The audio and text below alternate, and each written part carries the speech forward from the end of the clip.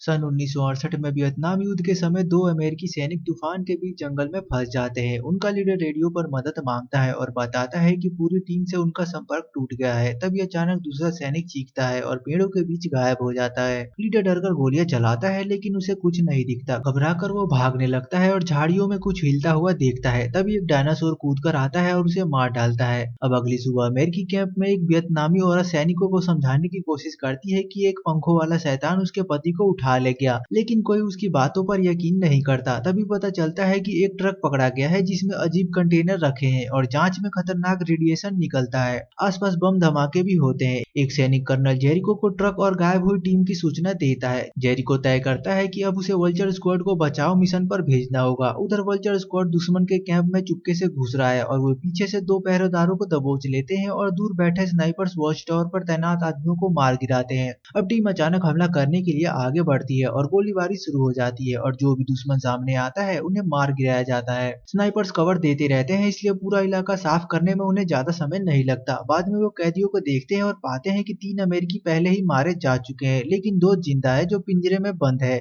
अचानक एक दुश्मन छिपकर उन पर हमला करता है लेकिन एक सार्जेंट झट से उसे मचेटी से मार देता है। थोड़ी देर बाद हेलीकॉप्टर आ जाते हैं और वल्चर स्क्वाड को बताया जाता है कि उन्हें पहले ही एक और मिशन के लिए चुना गया है। अब कुछ समय बाद वल्चर स्क्वाड को एक कैंप में उतारा जाता है जहां अमेरिकी सैनिकों ने एक बाघ को पिंजरे में बंद किया हुआ है। जेरिको उन्हें गायब हुई टीम और घाटी में हो रही अजीब घटनाओं के बारे में बताता है। उसका आदेश है कि वे इलाके की जांच करे और गायब सैनिकों को ढूंढे ताकि हेलीकॉप्टर उन्हें निकाल सके। जब टीम और जानकारी मांगती है तो उन्हें कहा जाता है कि ये सब क्लासिफाइड है। बाद में जेरिको अकेले में वल्चर स्क्वाड के लीडर बेकर से कहता है कि वो अपने आदमियों पर काबू रखे। अगर मिशन सही चला तो जेरिको बेकर के पुराने केस और आरोप को मिटवा देगा। मुख्य टेंट में क्रीज अपने साथी स्टोविल से पीटीएसडी के बारे में बात करता है। स्टोविल मिशन के दौरान कभी कभी बहुत तेज शोर मचा देता है जिससे एक दिन उसकी जान भी जा सकती है। क्रीज उससे वादा करता है कि वो जल्द ही मदद लेगा। अब शाम को वल्चर स्क्वाड अगली उड़ान पर निकलता है और अचानक हेलीकॉप्टर में अलार्म बजने लगता है और पायलट कहता है कि हथियार सिस्टम फेल हो रहे हैं, लेकिन कम से कम हेलीकॉप्टर अभी भी सीधा उड़ रहा है। टीम को जंगल के पास उतार दिया जाता है। अब उतरते ही वे देखते हैं कि पेड़ों के बीच एक बड़ा सा रास्ता बना हुआ है। वे चकित हो जाते हैं क्योंकि वह रास्ता हाथी से भी बड़ा लगता है। जब वे और खोज करते हैं तो उन्हें बहुत बड़े बड़े पक्षियों जैसे पैरों के निशान मिलते हैं जो किसी भी पहचाने गए जानवर से मेल नहीं खाते। पास ही उन्हें विशाल पंख भी मिलते हैं जो उन्हीं पैरों के निशान के बराबर आकार के लगते हैं। आखिरकार उन्हें एक बैग मिलता है जिसमें एक नक्शा होता है। नक्शे पर रिसर्च स्टेशन 4 चिन्हित होता है और नोटबुक में लिखा होता है हमारा शिकार किया जा रहा है। बैग के आसपास बहुत सारी गोलियों के खोले होते हैं और दो अलग अलग तरह के पैरों के निशान पड़े होते हैं, इसलिए वे उन निशानों का पीछा करने का फैसला करते हैं। वल्चर स्क्वाड जंगल में और गहराई तक जाता है। अब चलते चलते उन्हें झाड़ियों में कुछ खुलता हुआ दिखाई देता है जो बार बार अजीब सी आवाज कर रहा है। अचानक कोई चीज बेकर की टांग पकड़कर उसे घसीटने लगती है। बेकर तुरंत गोलियां चलाना शुरू कर देता है और तब तक फायर करता है जब तक वो रहस्यमय जीव उसे छोड़कर भाग नहीं जाता। बाकी सैनिक दौड़कर बेकर की मदद करते हैं और उसके घाव पर पट्टी बांधते हैं और फिर आगे बढ़ते हैं। उधर रूसी सैनिकों की एक टीम भी जंगल में अमेरिकियों की तलाश कर रही होती है। इस टीम का नाम है डॉग्स ऑफ वॉर। उन्होंने कोनन गाइड बनाने के लिए किडनैप कर लिया है। जंगल में उन्हें कुछ गोलियों के खोल मिलते हैं जो अभी भी गर्म होते हैं। सैनिक कोनन से कहते हैं कि वो उनका पीछा करे। आगे बढ़ते हुए वो अजीब आवाजें सुनते हैं और लाइन में सबसे पीछे चल रहा सैनिक झाड़ियों में छिपे डायनासोर को देख नहीं पाता। तभी वो दैत्य जैसे जबड़ों से उसे काट लेता है। जब बाकी सैनिक उसकी लाश को देखते हैं जिसमें अंग बाहर निकले होते हैं तो वो सोचते हैं कि यह अमेरिकियों का काम है। उधर वल्चर स्क्वाड अपनी खोज जारी रखता है और रास्ते में वो आपस में इस बारे में चर्चा करते हैं कि क्या सचमुच में जंगल में कोई राक्षस है। फिर उन्हें जमीन पर एक बहुत बड़ा पंजा मिलता है। इसे देखकर कुछ लोग सोचते हैं कि क्यों न वापस लौट जाएं और ऐसा दिखाएं कि उन्हें कुछ मिला ही नहीं। लेकिन तभी बेकर को जमीन पर किसी सैनिक के वर्दी का टुकड़ा मिलता है। वो सबको कहता है कि हमें आगे बढ़ना होगा। वे एक गुफा में पहुंचते हैं जहां उन्हें गायब टीम की लाश मिलती है। साफ दिख रहा होता है कि उन्हें किसी बहुत बड़े शिकार ने फाड़ डाला है। स्क्वाड जैसे जैसे आगे बढ़ता है गुफा के अंधेरे कोने में अजीब आवाजें आने लगती है। अचानक पंखों वाले कई डायनासोर झपट कर हमला कर देते हैं। सैनिक भागते हुए कवर लेते हैं और जान बचाने के लिए लगातार गोलियां चलाते हैं। गुफा में अफरा तफरी मच जाती है और सैनिक बिना रुके गोलीबारी करते हैं और एक एक करके करके कई डायनासोर को मार गिराते हैं। इस हड़बड़ी में बेकर और वर्न एक तंग सुरंग में घुस जाते हैं और बाकी टीम से अलग हो जाते हैं। यह रास्ता उन्हें गुफा के बाहर ले जाता है। बाहर निकलने पर वे आसपास से डरावनी आवाजें सुनते हैं, जिससे लगता है कि और भी खतरनाक जीव पास ही हैं। वे बेलों पर चढ़कर ऊपर भागने का फैसला करते हैं। तभी एक डायनासोर बेकर को पकड़ने की कोशिश करता है, लेकिन बेकर तुरंत गोलियां चलाकर उसे गिरा देता है। गोलियों की आवाज सुनकर और डायनासोर पास आ जाते हैं, मगर वे ज्यादा ऊंचाई तक कूद नहीं पाते। बेकर और वर्न लगातार चढ़ते रहते हैं और गुफा की छत तक पहुंच जाते हैं। इसी बीच बाकी वल्चर सैनिक भी गुफा से बाहर निकलने में सफल हो जाते हैं। वे झाड़ियों से आती आवाजें सुनते हैं और सोचते हैं कि पंखों वाले डायनासोर फिर से हमला करने वाले हैं। वे हथियार तैयार कर लेते हैं, लेकिन अचानक जम जाते हैं क्योंकि उनके सामने से एक बहुत बड़ा दैत्याकार जीव निकलता है।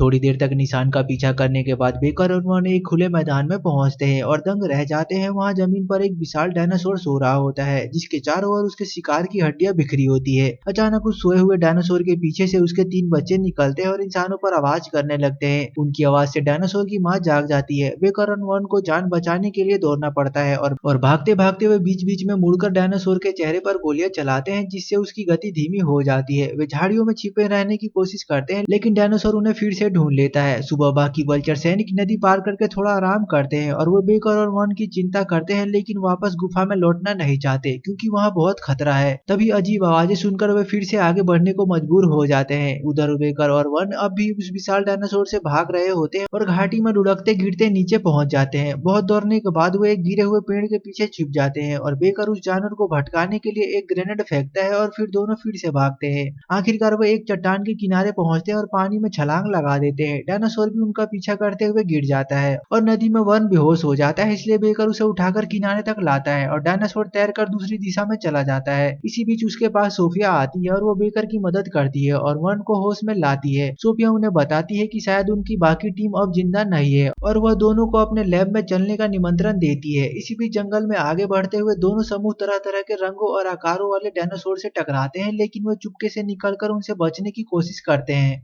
काफी समय बाद क्रीज और उसकी टीम बड़े बड़े शाकाहारी डायनासोरों के साथ चलते हुए आगे बढ़ने में सफल हो जाती है। उधर सोफिया बेकर और वर्न को रिसर्च स्टेशन 4 पर ले जाती है। वहां वो 1 साल से ज्यादा समय से रह रही है। पहले उसके पास वैज्ञानिकों की एक टीम थी, लेकिन अब वो अकेली बची है। वो एक कमरे में जाते हैं और सोफिया दरवाजा बंद करके समझाती है कि यह इमारत स्टील और मजबूत कंक्रीट से बनी है, इसलिए यहाँ रहना सुरक्षित है। फिर वो अपने हाथ में कोई इंजेक्शन लगाती है, जिससे सैनिक घबरा जाते हैं और जवाब मांगते हैं। वो रेडियो चलाने की कोशिश करता है और इस बीच सोफिया उन्हें बताती है कि रूस का एक जनरल बोर्डन उन सबको मार चुका है जिन्हें इस जगह की जानकारी, तभी से वो अकेली यहाँ जिंदा बची है। उसने ये भी बताया कि बोर्डन एक बड़ा कोलाइडर बना रहा है। आखिरकार वन रेडियो पर संपर्क कर लेता है और तब बेकर बात संभाल लेता है और जेरिको को सारी सच्चाई बता देता है। वो डायनासोर का जिक्र करता है और मांग करता है कि उसकी बाकी टीम को बचाया जाए। वो धमकी देता है कि अगर जेरिको ने सहयोग नहीं किया तो वो आज जो कुछ देखा है उसे सबके सामने उजागर कर देगा। जेरिको डायनासोर की बात पर भरोसा नहीं करता, लेकिन बोर्डन नाम की जांच करवाने का आदेश देता है। तभी उसे याद आता है कि जंगल से लाए गए बड़े दांत को उसने देखा था। इससे उसका शक गहराने लगता है। इस बीच बेकर वन और सोफिया स्टेशन से बाहर निकल जाते हैं, इस उम्मीद में कि वे बाकी टीम से मिल पाएंगे। दूसरी तरफ वल्चर स्क्वाड खुले मैदान से गुजर रहा होता है, तभी अचानक गोलीबारी शुरू हो जाती है और कीज की टांग में गोली लग जाती है। असल में डॉग्स ऑफ वॉर यानी रूसी सैनिकों ने उन्हें ढूंढ लिया होता है। अब वल्चर टीम को पलटकर लड़ना पड़ता है और सोफिया और उसके साथी भी गोलियों की आवाज सुनकर उस दिशा में निकलते हैं। दोनों तरफ से टीम छिपकर एक दूसरे पर गोली चलाती है, लेकिन कोई खास नतीजा नहीं निकलता।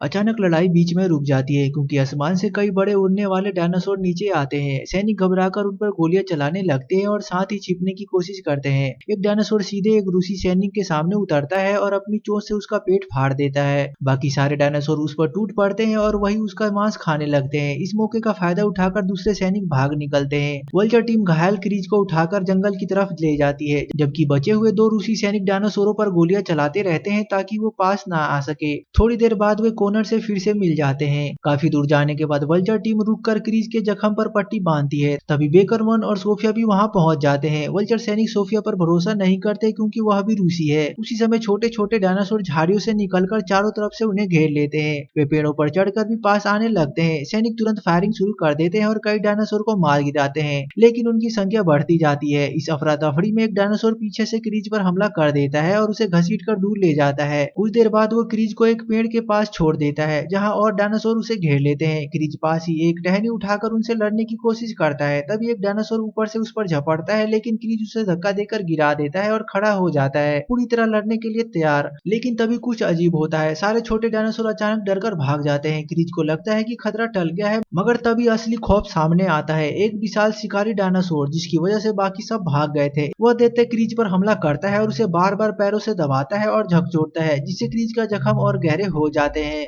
उसी समय क्रीज को अपने दोस्तों की आवाज सुनाई देती है। वो तुरंत चाकू निकालकर डायनासोर की गर्दन में घोंप देता है। जानवर दर्द से चिल्लाता है और आवाज सुनकर वल्चर टीम फौरन गोलीबारी करने लगती है। डर के मारे वो दैत्य भाग जाता है और सैनिक दौड़कर क्रीज के पास आते हैं और उसके ताजा घाव को देखभाल करने लगते हैं। सोफिया कहती है कि क्रीज को यहीं छोड़ देना चाहिए, लेकिन बेकर साफ मना कर देता है। शाम को पूरा समूह सोफिया की बिल्डिंग में पहुंचता है और वहां क्रीज को एक टेबल पर लिटाया जाता है और उसे दर्द कम करने के लिए इंजेक्शन दिए जाते हैं। इसी दौरान बेकर नोटिस करता है कि सोफिया कमरे से चिपके से बाहर निकल रही है। वो उसका पीछा करता है और देखता है कि सोफिया खुद को इंजेक्शन लगा रही है। असल में वो नशे की आदी है। तभी सोफिया सच्चाई बताती है। वह कहती है कि डायनासोर एक हादसा थे, जिन्हें रोका जा सकता था। उसका पति न्यूक्लियर रिसर्च वैज्ञानिक था और वह खुद एक पोलियोलॉजिस्ट है। रूसी सेना ने उन्हें जंगल के बीच एक खतरनाक प्रयोग के लिए भेजा था। उनका काम था कोलाइडर नामक मशीन से एक वर्म होल बनाना, जिससे रूसी सीधे अमेरिका पर हमला कर सके। लेकिन बोर्डन और उसकी टीम ने काम करने में लापरवाही की और नतीजा यह हुआ कि कोलाइडर खराब हो गया और अतीत का दरवाजा खुल गया, जिससे डायनासोर आज इस दुनिया में आ गए हैं। इसके बाद जब रूसी सैनिक आए तो पूरी रिसर्च टीम को मार डाला और सोफिया इस समय बिल्डिंग में नहीं थी, इसलिए अकेली बच गई। अब बोर्डन ने इस लैब को छोड़ दिया है और पहाड़ों में एक नया कोलाइडर बना रहा है। रात को सैनिक बिल्डिंग के पास एक डायनासोर को भागते हुए देखते हैं। वो गोलियां नहीं चलाते ताकि अपनी जगह का पता ना चले,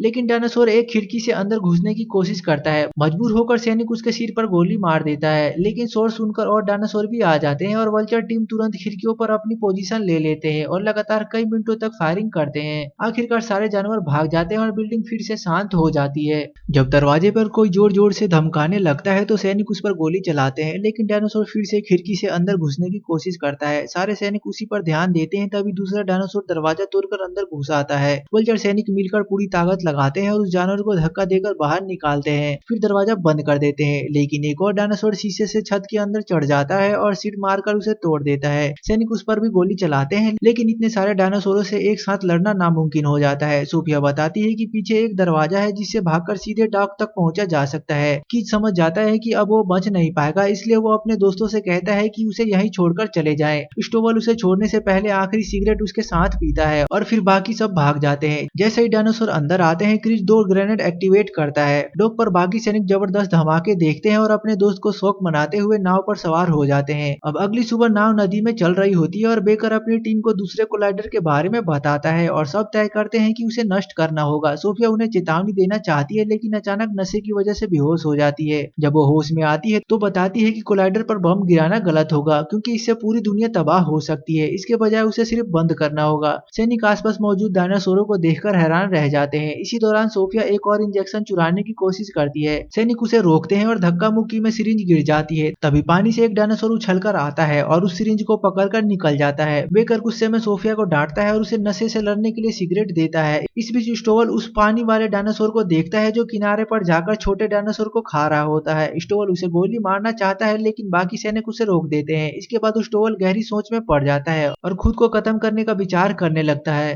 बेकर समय रहते स्टोवल को रोक देता है और याद दिलाता है कि उन्हें उसकी जरूरत है। कई घंटे नाव में सफर करने के बाद टीम एक धुंधली जगह पर पहुंचती है। जैसे ही वे उतरते हैं, जमीन पर कई इंसानों की लाश दिखाई देती है। वे जंगल में सावधानी से आगे बढ़ते हैं, लेकिन धुंध इतनी गहरी होती है कि छोटे डायनासोर आसानी से अचानक हमला कर देते हैं। अफरा तफरी मच जाती है और सैनिक गोलियां और चाकू और मुट्ठी से अपनी रक्षा करने की पूरी कोशिश करते हैं। अपने सभी दोस्तों को चोटिल देखकर स्टोवल का दिमाग टूट जाता है और वह चिल्लाते हुए सभी डायनासोरों पर गोलियां चलाने लगता है। फिर वो आगे दौड़ता है ताकि डायनासोर उसका पीछा करे। स्टोवल नदी के पास रुकता है और आने वाले जानवरों पर लगातार गोली चलाता है। अंत में उसके पास केवल एक गोली बचती है और कीच की आवाज उसके दिमाग में सुनाई देती है और वो आखिरी गोली खुद के लिए चला देता है। डायनासोर उसके शरीर के चारों ओर इकट्ठा हो जाते हैं और उसे खा लेते हैं। उस रात टीम आखिरकार रूसी बेस तक पहुंचती है और बेकर जेरिको को कॉल करता है और लोकेशन बताता है। जेरिको कहता है कि यह राष्ट्रीय सुरक्षा स्थल है, इसलिए इसे नुकसान नहीं पहुंचाना या पास भी नहीं जाना चाहिए। बेकर बहाना बनाता है कि लाइन में बहुत स्टैटिक है और वो समझाता है कि उसे कार्रवाई की अनुमति मिल गई है। फिर वो रेस्क्यू हेलीकॉप्टर का अनुरोध करता है और कॉल काट देता है। वल्चर टीम योजना बनाकर कार्रवाई में लग जाती है। वे दीवारों के आसपास चुपके से घूमते हैं और पहरेदारों को चुपचाप मार देते देते हैं।